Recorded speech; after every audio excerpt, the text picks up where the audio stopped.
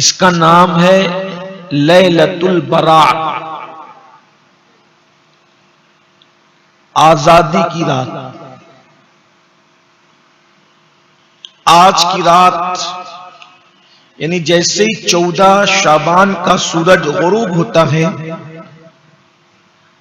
और 15वीं शाबान की शाम तुलू होती है, तो गुरूब आफताब से लेकर सुबह सादिक तक अल्लाह अपने बंदों से फरमाता है, क्या मांगते हो मुझसे मांगो, मैं तुम्हें अता करूंगा। और अल्लाह के रसूल सल्लल्लाहु अलैहि वसल्लम फरमाते हैं कि 15वीं शाबान को बनु कल्ब की बकरियों के बालों की तादाद के बराबर अल्लाह अपने बंदों की मगफिरत फरमाता है।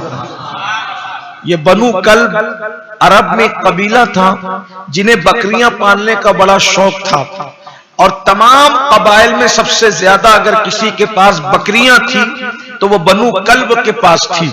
और अल्लाह के रसूल अलैहिस्सलाम फरमाते, बनु कल्ब की बकरियों के बालों की तादाद के बराबर अल्लाह अहले ईमान की मगफिरत फरमाता है।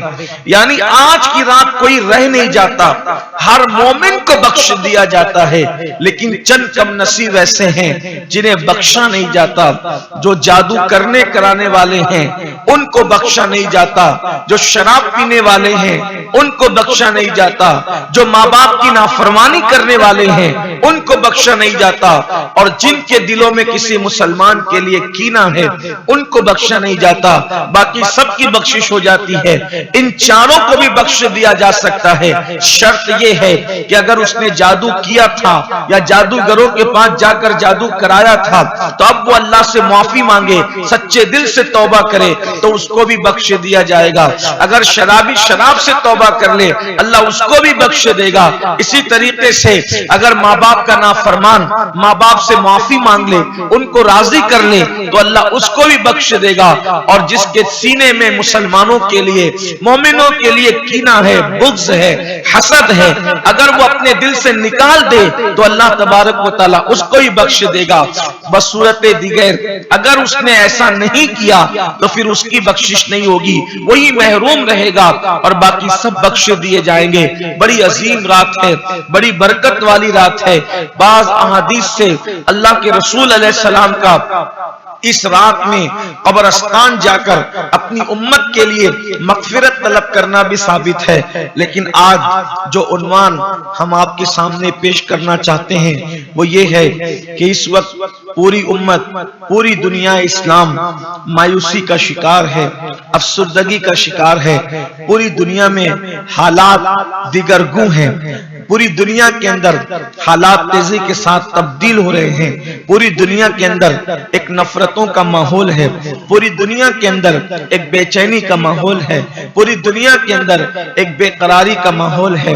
और याद रखें, सारे लोग दुनिया की दूसरी कौमें अपने अपने एतबार से अपने अपने हालात को देखकर, एजुकेशन को लेकर, दौलत को लेकर, मुआश को लेकर, मईशत को लेकर, फैमिली प्लानिंग को लेकर सब ने अपने अपने अंदाज में इंतजामात कर रखे हैं। अगर कोई कौम बेसरो सामान है तो वो कौम मुस्लिम है। हमारे पास न कोई इंतजाम, न हमारे पास मईशत, न हमारे पास मुआश, और उस पर तुरफा ये कि अल्लाह ताला भी हमसे नाराज।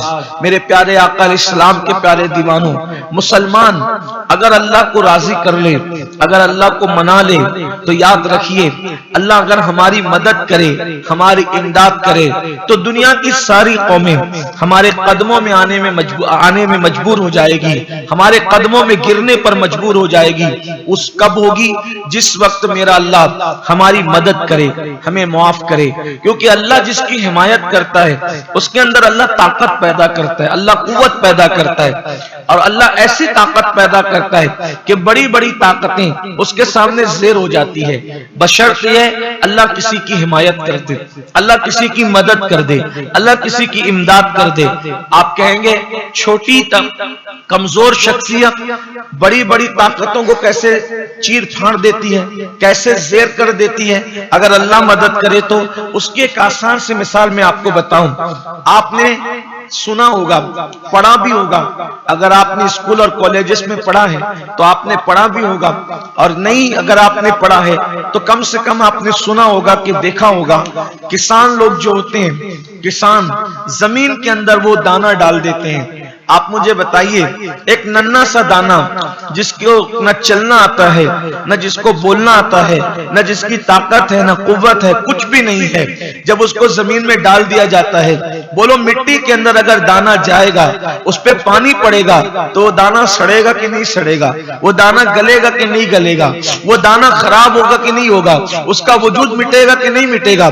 ये होता है, और बिल्कुल ऐसा ही होता है। लेकिन अगर मेरा अल्लाह किसी दाने की मदद कर दे तो मिट्टी में पड़े रहने के बावजूद, पानी में पड़े रहने के बावजूद न वो दाना सड़ता है, न गलता है, न खत्म होता है, बल्कि अल्लाह उस दाने में इतनी ताकत पैदा कर देता है कि कितनी सख्त है ये जमीन। अगर इस जमीन को हम नाखून से कुरेदें तो हमारा नाखून टूट सकता है, नाखून जख्मी हो सकता है, इतनी सख्त है जमीन। लेकिन वो कौन है जो दाने की मदद करके एक कमजोर दाने में इतनी ताकत पैदा करता है कि वो जमीन को फाड़ करके निकलता है, और वो कमजोर दाना हमें पैगाम देता है कि अगर अल्लाह वादहू ला शरीक, अल्लाह कादिर कय्यूम एक मुर्दा दाने की मदद कर दे तो वो जमीन को फाड़ सकता है। कहां जमीन की शक्ति, कहां जमीन की ताकत, और कहां वो छोटा सा कमजोर सा दाना, कहां वो मुर्दा सा दाना। तो पता चला अल्लाह अगर दाने की मदद करे, हिमायत करे, तो जमीन की ताकत उसके सामने हार जाती है और वो जमीन को फाड़ करके निकलता है। और कितनी खामोशी से निकलता है, ना कोई हंगामा होता है, ना कोई धमाका होता है, ना कोई चिप पुकार होती है। बोलो वो अपनी जगह बनाकर निकलता है कि नहीं निकलता है? तो मुसलमानों, आज अल्लाह हमसे नाराज है शायद, इसीलिए तो अल्लाह अकबर, दुनिया हमारी दुश्मन बनी हुई है। आप कहेंगे हम अल्लाह हमसे नाराज क्यों है? सिर्फ नाराज ही नहीं है, बल्कि अल्लाह हमसे नफरत भी करता है। किन लोगों से? यहां हमसे मुराद कौन लोग? जो गुनाह करे, जो अल्लाह की नाफरमानी करे। अल्लाह तबारक व तआला फरमाता है, हदीस कुदसी में आता है, हदीस कुदसी में अल्लाह फरमाता है, जो मेरी फरमाबरदारी करते हैं, जो मेरे फरमाबरदार हैं, मैं उनसे मोहब्बत करता हूं और उन पर रहमत करता हूं और मैं उनको नवाजता हूं, उनकी मोहब्बतों को लोगों के दिलों में पैदा करता हूं। और वो लोग जो मेरी नाफरमानी करते हैं, फिर मैं उनसे नफरत करता हूं, उन पे लानत करता हूं और उस लानत का असर उनकी 7 पुश्तों तक पहुंचाता हूं। आज हमारे दिल जो बेचैन है, दिल बेकरार है, हमारे दिलों के अंदर जो बेइत्मीनानियां है, बेकरारियां, वजह क्या है? कि अल्लाह कहीं हमसे नाराज तो नहीं। हमें सिनेमा हॉलों को लोग जा रहे हैं, शराब के अड्डों को लोग जा रहे हैं, गुनाहों के अड्डों को लोग जा रहे हैं, लेकिन टाइम नहीं है लोगों के पास तो अल्लाह के घर में आने को। क्यों? इसलिए कि अल्लाह जिनसे नाराज होता है उनसे लुकमा रोजी नहीं छीनता। अल्लाह जिनसे नाराज होता है उनको अपने घर में आने की तौफीक उनसे छीन लेता है, अपनी इबादत की तौफीक उनसे छीन लेता है।